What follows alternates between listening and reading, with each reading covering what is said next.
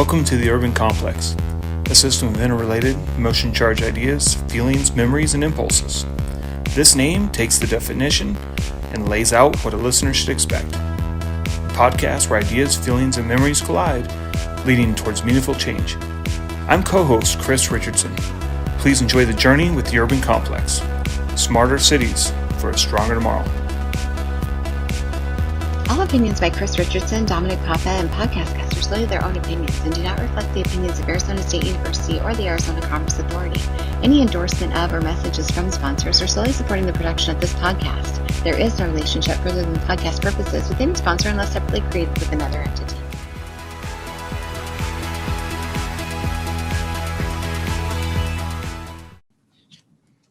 Hey, Chris, how's it going? Pretty good. You know, I'm sitting here kind of smiling because we've always talked, since our introduction, we had these types of our audience, whether they're guests or contributors or influencers or boundary spanners. And, we've talked about how, you see people commenting on social, that's starting to ramp up. That's exciting. I always like to see that, following us, sharing us like this. But what's really interesting is when our own audience, those that are true champions, are the ones bringing us the guests, and that's what happened here. We always ask the guests who should have on, but here one of our super fans, Angelica, who I believe you met. I think I introduced you to her Meeting the Minds back in February of 20. She's a ASU sustainability, works for our School for Futures intern, and she's like, you got to meet this guy, Ron Gonen. He's doing all sorts of cool stuff. He worked at New York City, and now he's got this fund. You got to meet him. You're going to love it. And, sure enough, here he is at the show. And I just love that came from a guest. They sent us a note, and it turns out it's a great recommendation. We got a few of those others as well. So that's why I'm pumped. No, that's awesome. Yeah, I think we need more of that. So excited to engage more with our listeners, our audience, and bring us those ideas, bring us those guests that we need to speak to, because I think there's just too many good stories out there we need to tell. I know I'm loving the fact that now on conference circuits or on panels, the podcast and what's been talked about is starting to come up in live. Yeah, it's starting to get some buzz. It's been fun. Yeah, so it's fun. So excited to have Ron. Should we bring him in? Yeah, so Ron Gonen, let's do it. Yep, here we go. Support for this episode of The Urban Complex comes from Worldwide Technology. What if we could connect people to new possibilities, turn thinking into a way forward, solve problems before they become a problem, and share the future with everyone? We can. At WWT, we connect businesses to technology to make the impossible possible, to reach better decisions faster, to accelerate progress. Together, let's make a new world happen.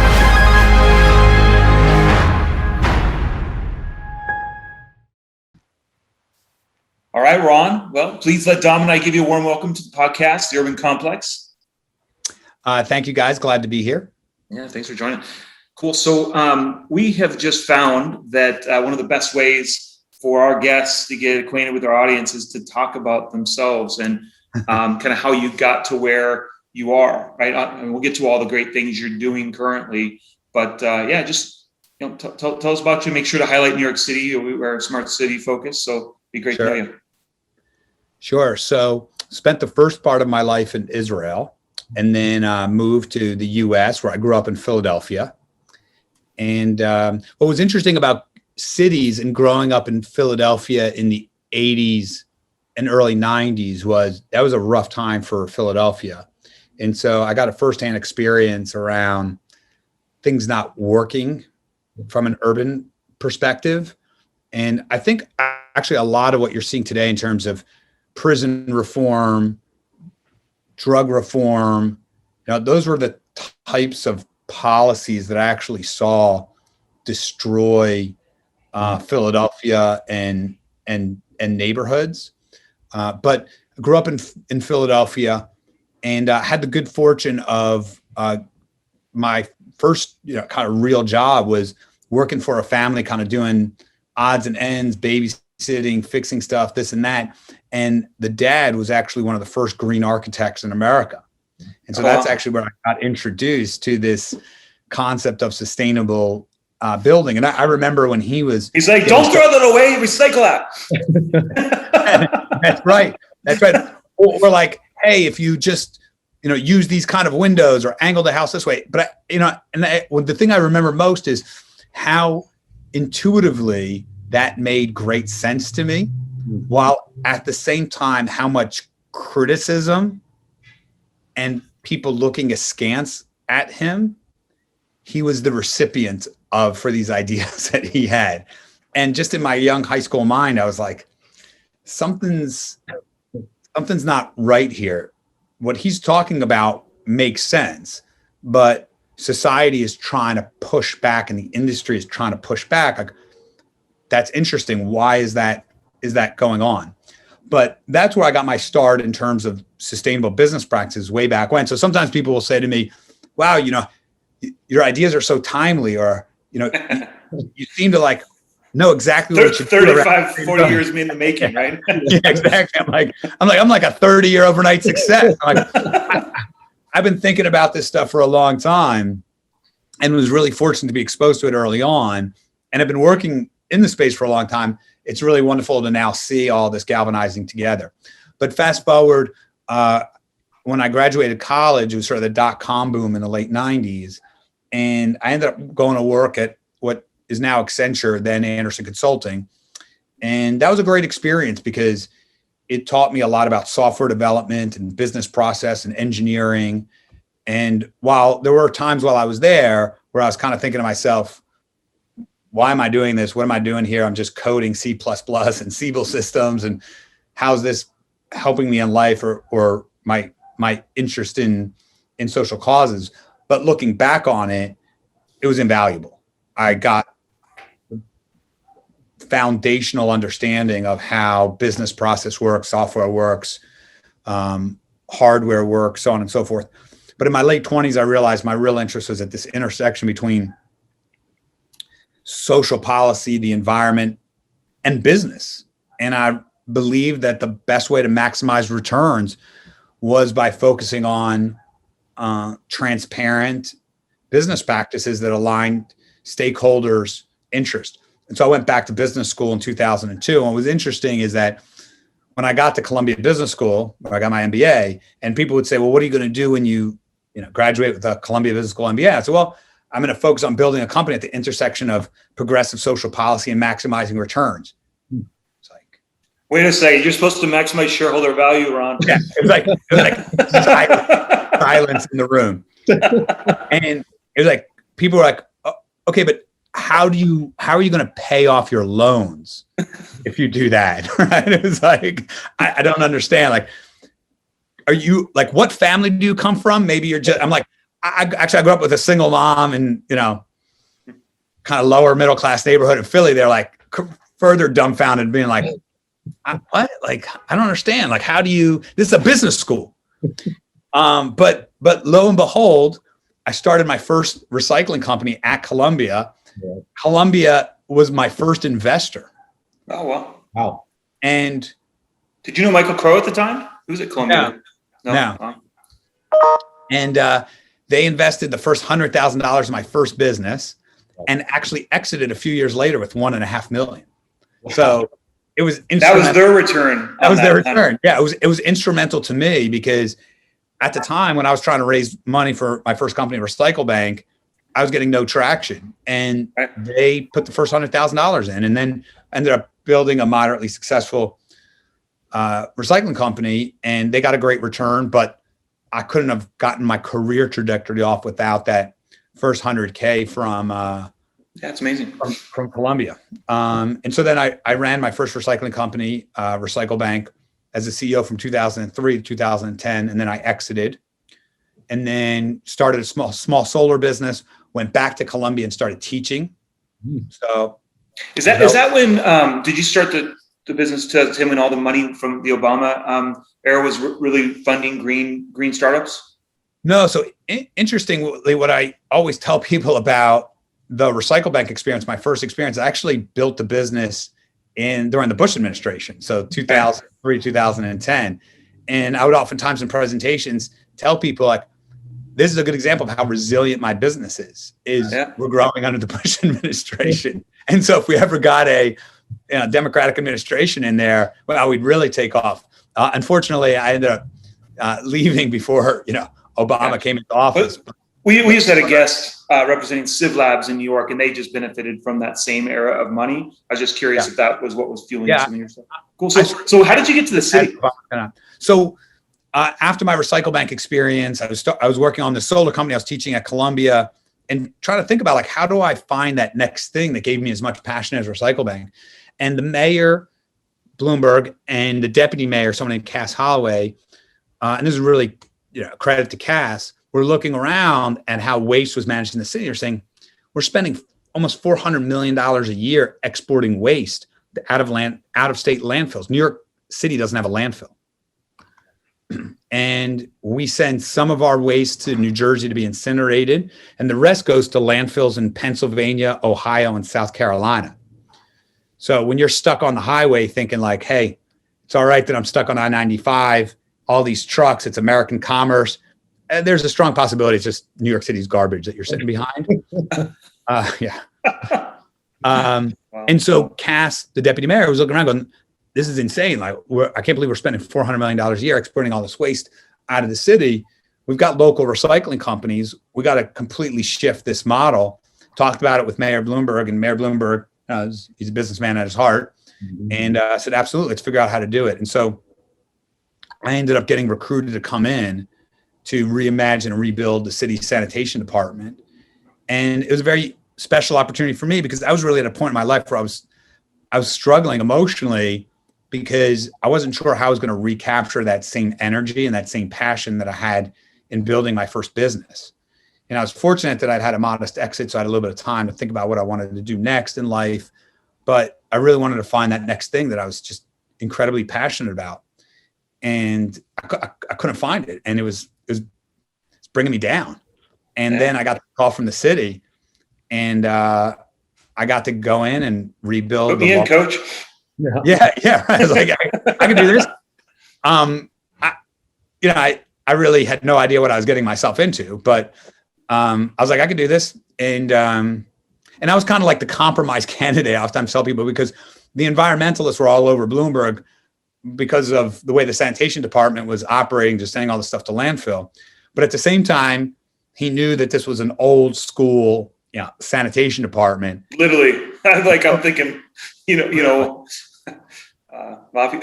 old school, real old school. And so he also knew that, hey, stuff's at the end of the day, it's got to get picked up.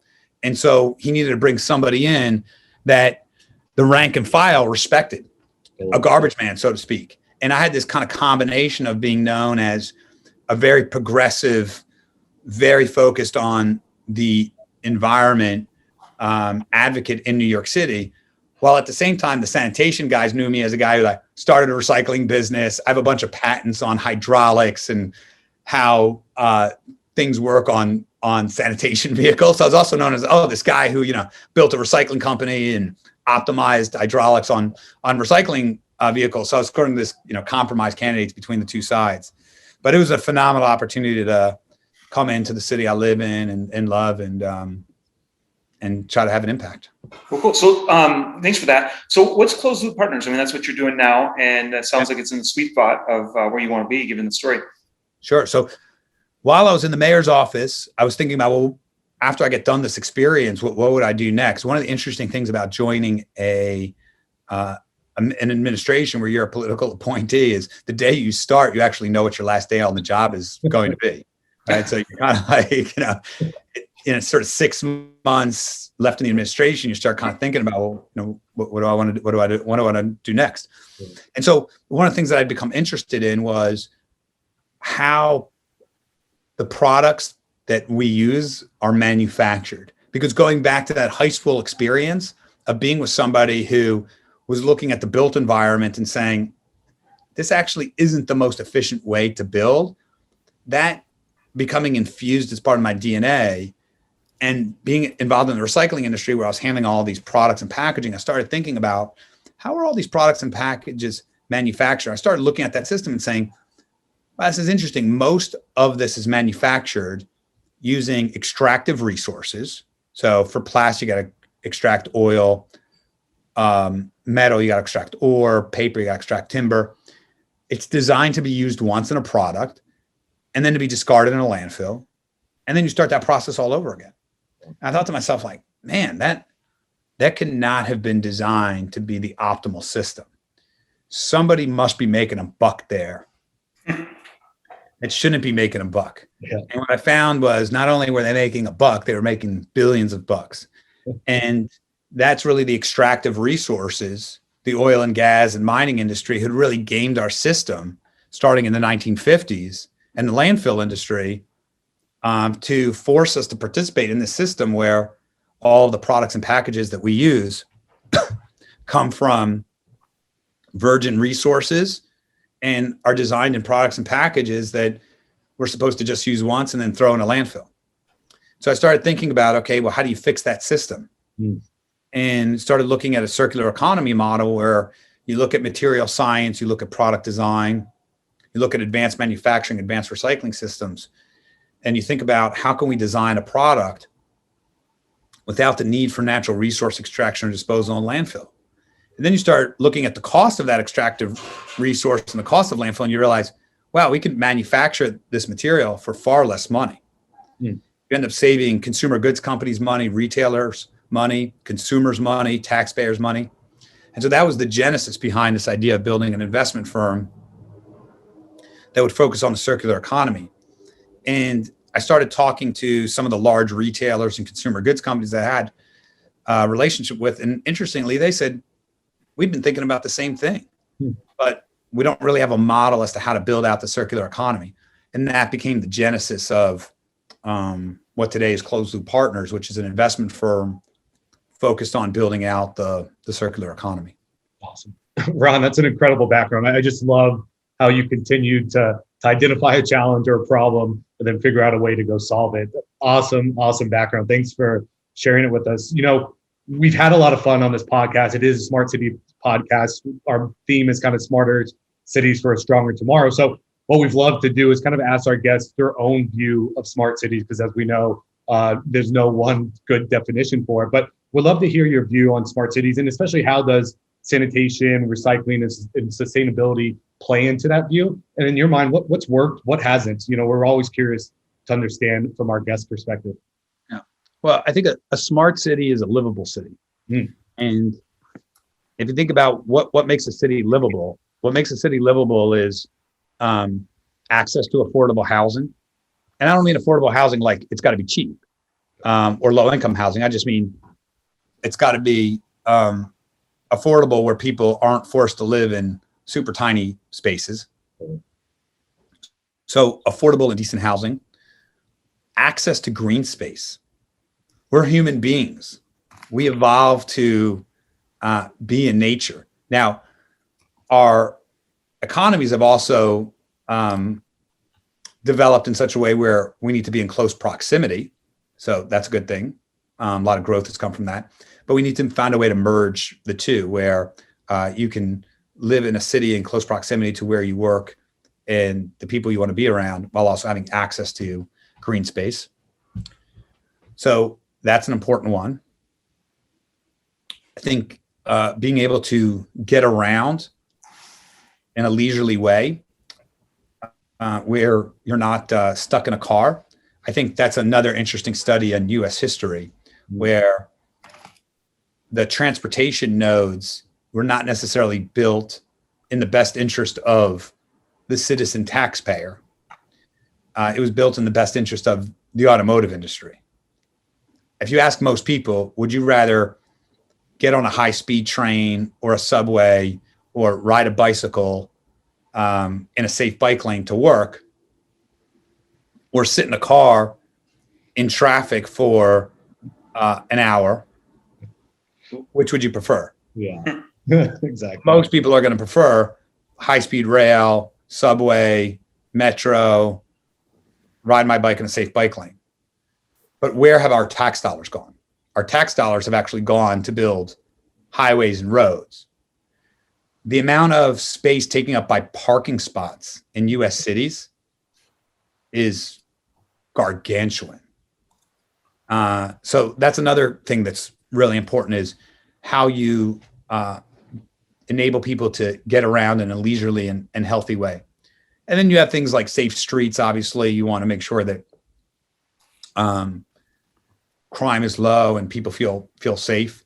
And then when it comes to your waste and recycling, making sure that you're not paying to export items that were used in your city to a landfill. That's just a poor use of taxpayer dollar.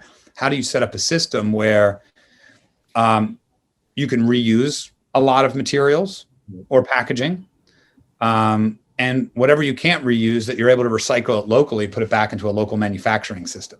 Sounds great for the environment, which it is, but it's also a great way to significantly reduce your tax dollars. Completely. Yeah.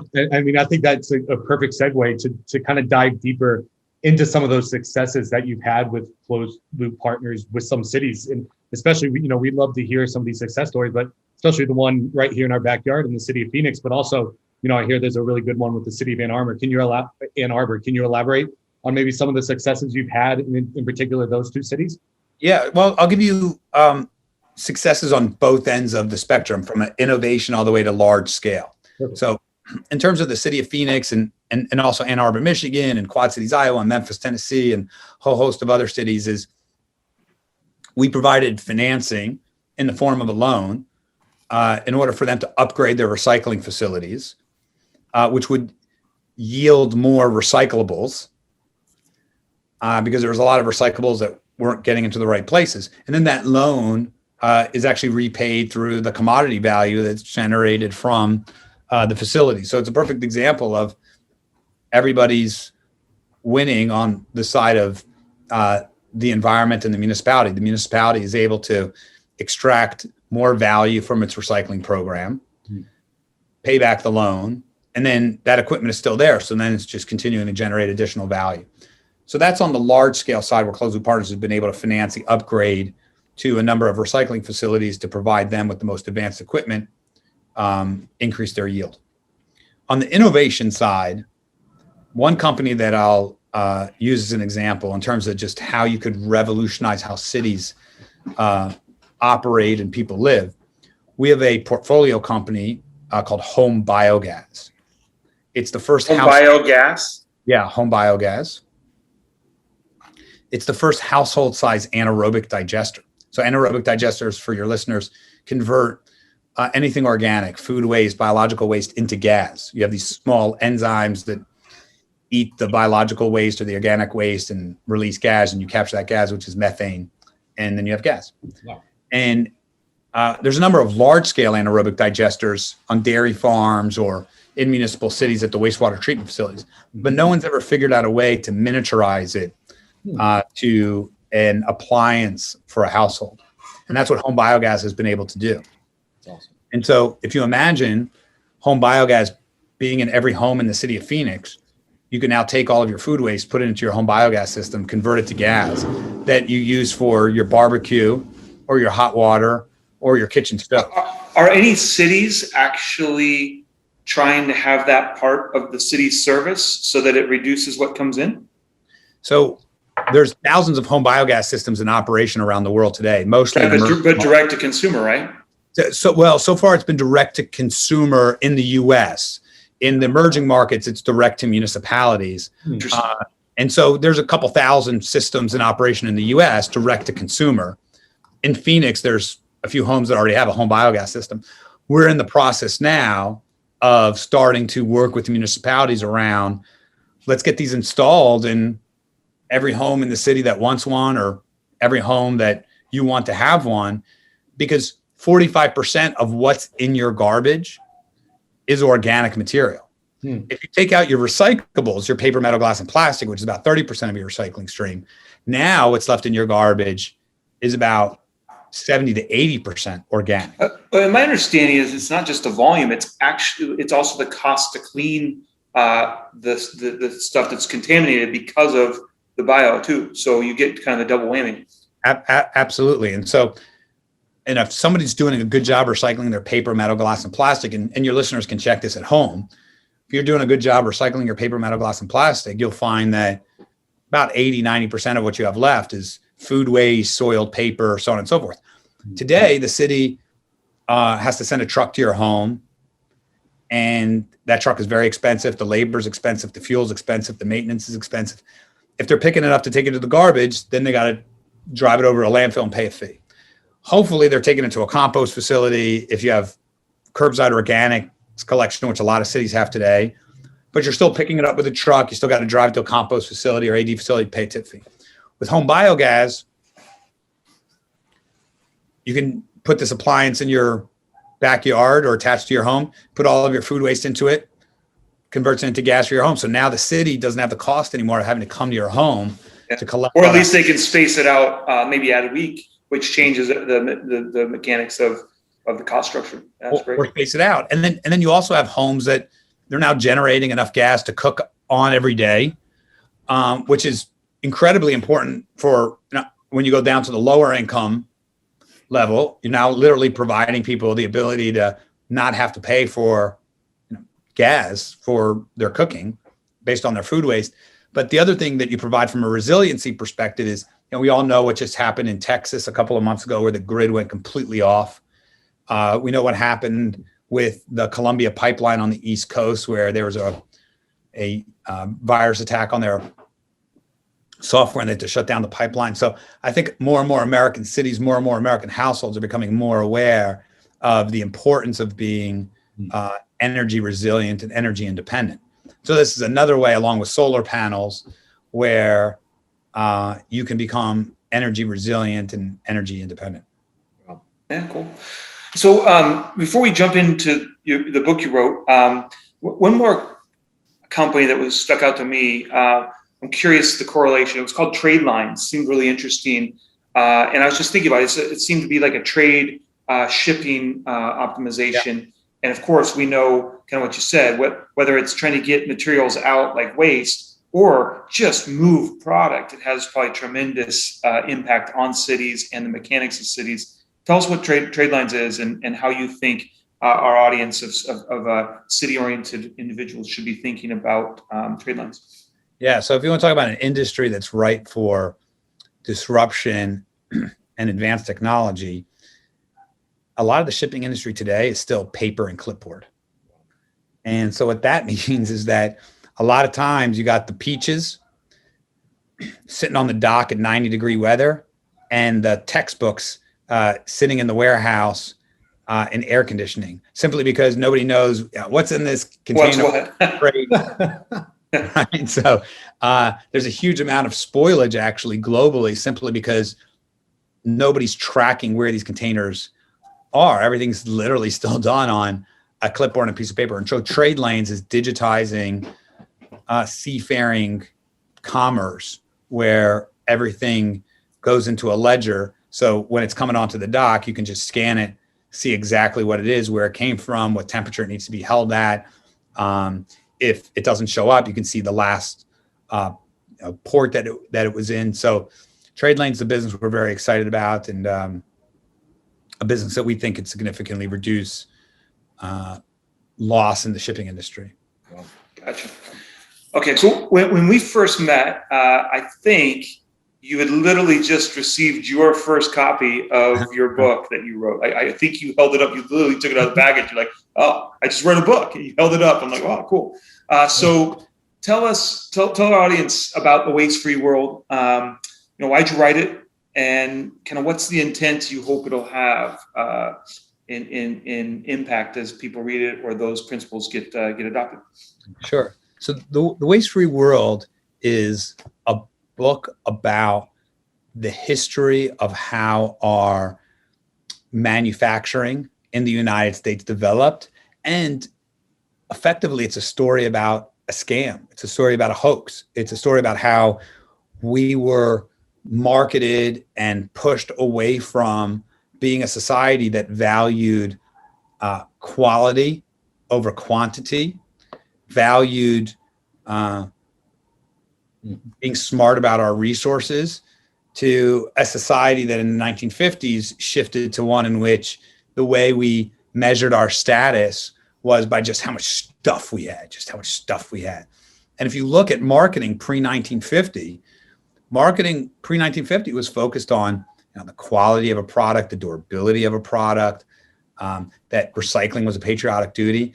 And post-World War II, there was a shift to really transition Americans to become a culture of just consumption and waste, because it fed the industrial complex of the extractive industries. The smarter we are as consumers, the smarter we are as taxpayers, the more resilient we are, the less money the extractive industries make, because there's less of a need for them to extract. And they were very sophisticated about lobbying, and the federal government, state governments, using marketing agencies to change Americans' behavior to a way that actually wasn't in our best interest. And that's what the book is about. And then we talk about how to solve for that and all the great innovations that are coming out that can help us build a circular economy where we live a much more efficient lifestyle. This one may put you on the spot. So as I'm hearing you think, you've clearly, as Dom said earlier, you've clearly had success at like recognizing a problem, but from this lens of a different way of looking at it. And you had a really solid response to smart cities. So maybe you have thought about this, maybe not. You might need a moment. But as we get to close to wrapping up, how do you think cities should be looking at their own problems? I mean, even something as simple as Trade Direct. Cities have not really digitized. So for instance, many cities haven't figured out the mechanics of a new model. Like how do you help them just think, all right, we can do it differently. We don't have to live by what we've inherited. Does anything come to mind? Because I think you uniquely solve these things, and you're doing all sorts of cool stuff. So. Yeah, I'll use an example of Phoenix in the state of Arizona. I know you've got listeners all over the place, but since that's where you're based, we have to find a way to enable the local taxpayer to have more say in how their tax dollars are spent. An example I'll give you is the city of Phoenix should be the world leader in solar. It's got abundant sunshine. It's got top universities, and it's got a relatively higher income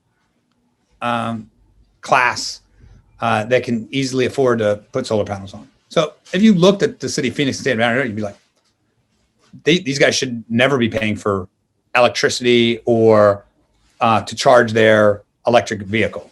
It should just be solar on every home, solar car parks everywhere, so on and so forth. And that would be in the best interest of the citizen and the taxpayer.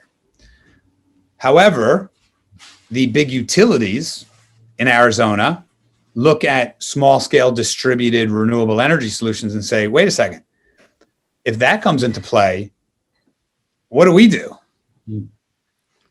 And so they start to fire up their government affairs and start to figure out what politicians they got to start to get behind to make sure that small scale distributed renewable energy solutions are blocked and made more expensive, and that the average household doesn't have access to it. It's about as anti-capitalist as you can get, right? What we should be saying in Arizona is, here are all your choices. Free market. You taxpayer, you decide what you want for your home, but you also decide where your aggregate tax dollars should go. Should it go to fund utilities? Should it go to bring down the cost of solar because we can do a aggregate buy for the community? Well, and if you get folks on board early, they can literally be recreating their business model and or investing in the same startups to hedge that then might disrupt them. Yeah. Because when you allow industry to thrive, I mean, one thing Arizona has done amazingly well, and Dom's very close to this, is creating an environment for other areas of entrepreneurism. I mean, in terms of driverless cars, in terms of chip semiconductor manufacturing. I mean, our government, Governor Ducey's consciously constructed these ecosystems of ability to pilot. So that's really, really interesting way to look at it. And so what do you think, I'll ask one more kind of off the cuff question here. Like, what do you think limits it? Do you think it is the lobbying, or do you think it's the taking the risk, or do you think it's the complexity of, because it is complicated to completely change models. How do you see that work? Yeah, I think it's entrenched interests matched with a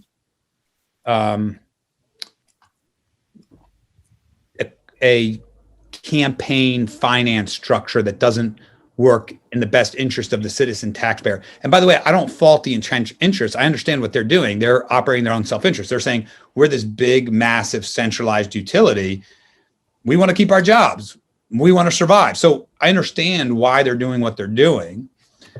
What we have to make sure of is the system says, hey, you're welcome to try to maintain your legacy antiquated system. It's a free market. You're welcome to do that. But you're not welcome to provide funding to elected officials to try to get them to side with you. Right. Because you have way more capital and way more access than the individual citizen does. And it takes a lot more work for all these individual citizens to galvanize together, pool their money together, and compete with you. But at the end of the day, what that elected official needs to be focused on is that individual taxpayer. And so I think Arizona has this weird situation going of really good innovation over the last decade, while at the same time, some entrenched interest that won't let go. And in order to really get the full potential out of that innovation, you have to have a regulatory and policy apparatus that allows for the best solution to win out, not who's been doing. And that is an area, I mean, Don, you can probably speak to this. There is some investment in really cutting edge policy. I don't know if you want to share, but. No, yeah. I mean, I think as Chris mentioned, just our focus on what are those disruptive industries that we can really get behind at an early stage to really drive forward. As Chris mentioned, autonomous vehicles, connected vehicles, electric vehicles. I mean, now all of a sudden, everyone's saying the desert's going green because we've become this EV manufacturing hub all of a sudden. And you're starting to see the perceptions and the thoughts and the ideas start to change. It's been slow, but at least you're starting to see it click, right? So it's been fun. Sounds like we should plug Ron into some folks at the state. I know ASU, our school sustainability, we got ranked #1 in the United States, third in the nation, third in the world. So there's probably some ways to connect to kind of accelerate things. Be great. Yeah. I think it's important to work backwards for a state and say, 10 years from now, if we go down this path of renewable energy and sustainability, how many jobs are going to be created versus the kind of antiquated system we have right now? So let's look 5-10 years forward. And whichever one shows that if we allowed the free market to operate would create more jobs, we should, as a state. And by the way, we can cut costs to the taxpayer. Yeah. And by the way, we can cut costs to the city at the same time as creating jobs. It's a win-win. Yeah. How do we accelerate that? So that's, I think, combining innovation with the right policy to support that innovation is really important in cities, because unfortunately there's a lot of entrenched interests that are oftentimes utilizing policy to maintain their antiquated system and clamp down. And that's the thing that I think is most important in terms of helping cities. Yeah. Well, I'm sure we could ask you questions. There's more. We'll have to get you back when we have you've had some more wins under your belt. Sounds like there's plenty of things you're seeding. We do have one standard question. I know for Dom and I, we've realized that we can't do things on our own, and curious who you may want to appreciate at the same time. Think about that. Who might be someone that would be a great guest on the show to engage our audience of mayors, CIOs, CTOs, city managers, and so on. I know we're appreciative, or at least I am. Angelica introduced us, or I wouldn't have known you. So I don't know, anyone come to mind on who we should have on the urban complex, or who's really helped make you with your break? Sure. So a really good guest would probably be someone named John Shaharian.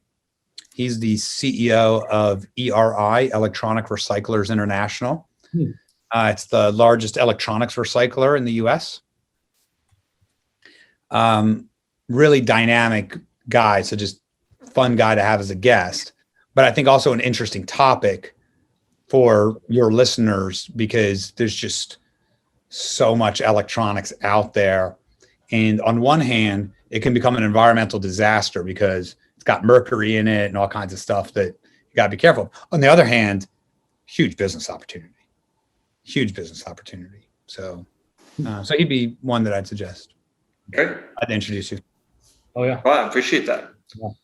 All right. Well, hey, Ron, with that, the Urban Complex gives a big note of thanks to today's guest, Ron Gonen, founder and CEO of Closed Loop Partner and author of The Waste Free World and former NYC Deputy Commissioner of Sanitation, Recycling, and Sustainability. Whew, got all that out in one breath. Thanks for joining us, Ron. It's been a blast. Ron.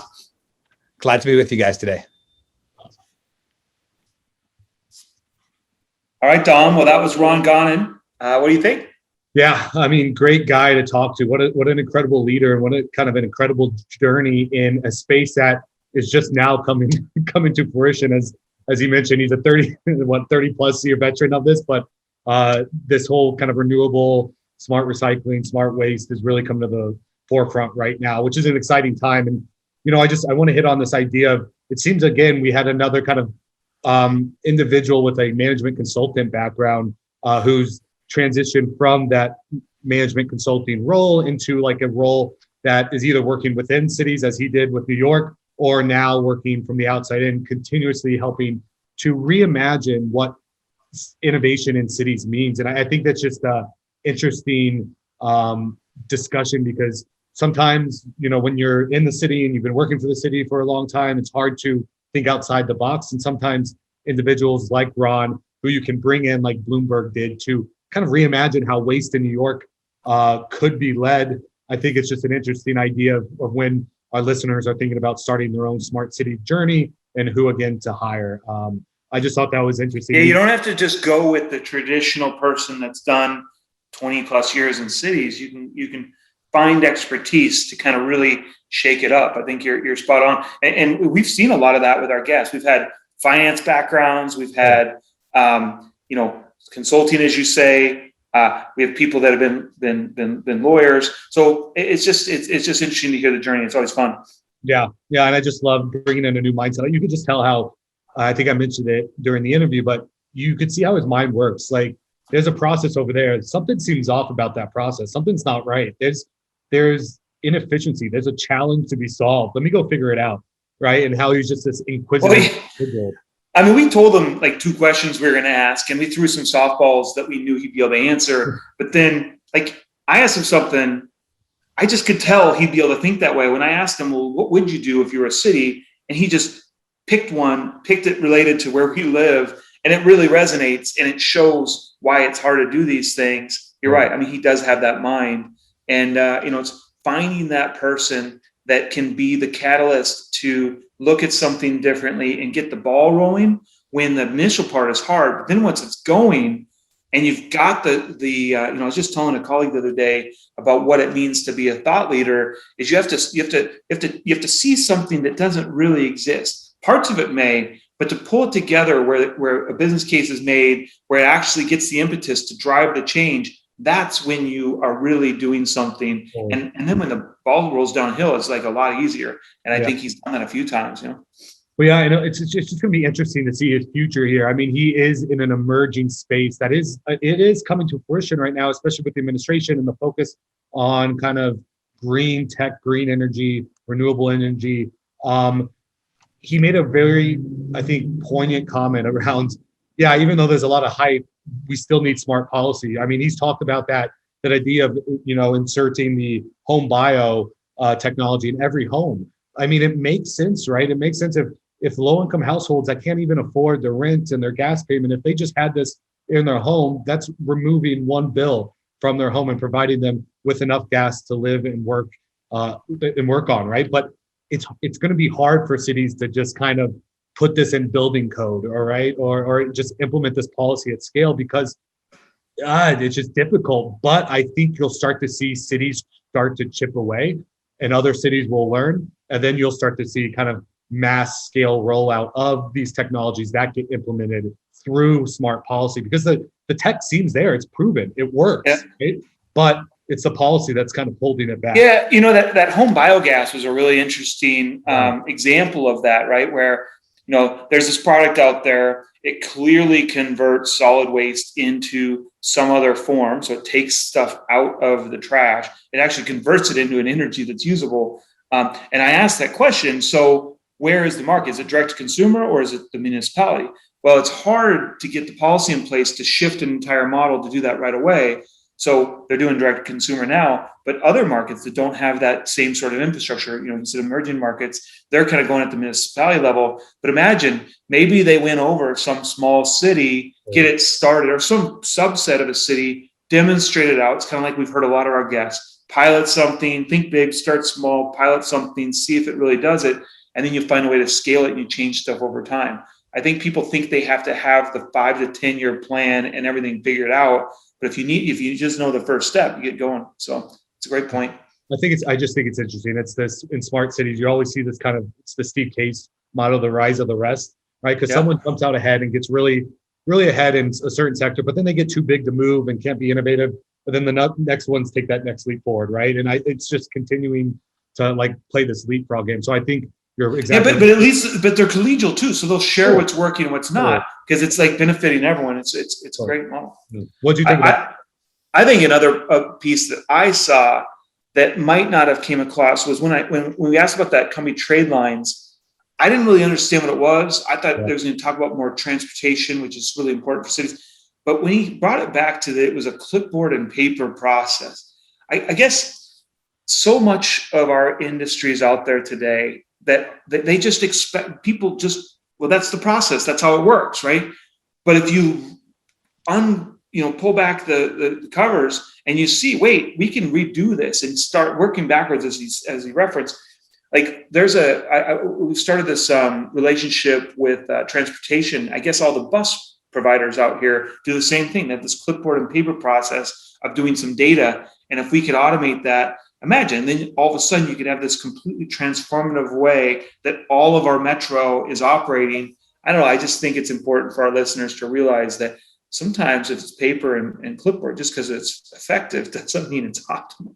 Exactly. And I just think if you're an entrepreneur out there, if you're someone like Ron, there's so much room for innovation. Same thing I hear from my job at the Commerce Authority happens down at our border. Trucks have to wait in line. Produce trucks have to wait in line because the process is so manual. Yeah, good point. And you get spoilage and you lose a ton of produce. And that's produce that, becomes waste. So I just think, it opens a lot of doors for entrepreneurs like ourselves and like Ron to innovate. But again, it takes the right kind of leaders within the organizations to be amenable to it. What else? Anything else that stuck out for you before we move the cracks? Well, there's plenty. I think we should jump the cracks in payment. Let's do it. What do you got for us? Well, I was starting to get a little nervous that you're getting all the good ideas lately. So I really put some time in this time. And it just so happens, as Ron referenced parking today when he was talking about what needs to be a smart city, that's very, very, very timely. There's an Atlantic article that came out mid-May, how parking destroys cities. And I think it was interesting. He didn't jump into it too deep, other than the space taken could be used from something else. But what I thought was interesting from the article, as I'm scrolling down here really quick, is that there's kind of two things that parking does. First of all, it's supposed to take folks away from using the curb and deviate to where they want people to park so that traffic can flow. Well, human nature, if there's parking available on the curb, they're going to go there first. So it actually doesn't solve that. I know there's some interesting technologies out there to optimize the curb. We also heard about the LA Metro folks where they're actually using the photos to get people that are in the bus lanes at the curb off there. So I think that's kind of funny. And then the other piece, which I think Ron talked about in other parts of his conversation, is about how the industry sets up a norm. Because parking is so central to cities, it's actually designing to have more cars come. So you get this, if it's designed to park and there's parking and it's convenient, then it actually doesn't kind of incentivize to reduce the car complexity. And that's why, we've talked about before, the EV, electronic vehicle, and the autonomous vehicle, we're on the precipice of completely changing all that model. It's really exciting. And I just think, what was it called? I think it's called the Air Garage. Two kids, two students, I shouldn't call them kids, came out of ASU. They started this Air Garage. They moved to the Bay Area because it's gone super successful. It's like you're turning your garage into a parking spot, or you turn in your driveway into a parking spot. And so there's just really some creativity coming, just like we mentioned earlier. Yeah. It's a time where anything can be reimagined. Parking should be one. Yep, exactly. Chris, you just gave a spotlight. Air Garage was actually the first winner of the IDP Smart City App Hack with Bill Gates way back when. Really? Those guys were so cool. And that idea, we'll have to check in, see how they're doing. I know they moved out there, and parking has not settled. So, and so you're telling me parking's like the Kevin Costner. If you build it in the city, it will come. It's probably right. Yeah. But yeah, I mean, this just gets into everything we've been talking about with all of our guests, and the way cities are going to need to be reimagined in the next 5 to 10 years. It's going to be incredible to see what sort of infrastructure in urban aspects change due to the onslaught of technology, not just parking, but things like Ron said. You just got me thinking, as you said, the Kevin Costner, if you build it, they will come. The flip side is, think about the risk if you don't build parking in, about what if people don't want to do that? And that's the risk taking. Again, it makes me think of cul-de-sac and how they had to go and get rid of the permits for the first time at such a large facility, 17 acres, to not have parking on there. I mean, to take the risk and do something different to get a different return, it's scary. I mean, every city wants a vibrant, livable downtown, right? You want people to come shop, go to games. I mean, I've been a culprit of it before. Like, let's go to downtown Phoenix. Oh, wait, it's so hard to park down there. Let's just. You get rid of parking. You turn it into outdoor dining. You can turn it into something with canopy cover in here in the desert. So there's all sorts of things that could happen if we could get back to 50% parking space. And I think that's a good maybe way to end this. It's like what Ron said, very short, very succinct. What's a smart city? It's a livable city, right? So I thought that was brilliant. Yeah. Right on. All right. Well, thanks all. Good to see you. Yep. See you next week. Thanks for listening to The Urban Complex. Smarter cities for a stronger tomorrow. Please find us on where you listen: Apple Podcasts, Spotify, or YouTube. We do love your feedback. Let us know if you have ideas for guests or questions to air on Cracks in the Pavement via social media. The Urban Complex is found on LinkedIn, Facebook, and Twitter. Or just shoot me an email, chris@theurbancomplex.com. Until next time.